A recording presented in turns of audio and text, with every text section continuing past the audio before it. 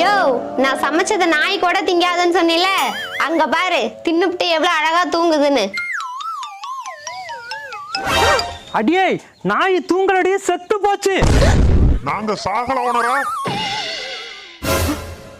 இதேதா வெள்ள நாய். அது பண்ணைக்கு முட்டை திருட வந்து எங்களுக்கு வச்ச சோத்த தின்னுச்சியா.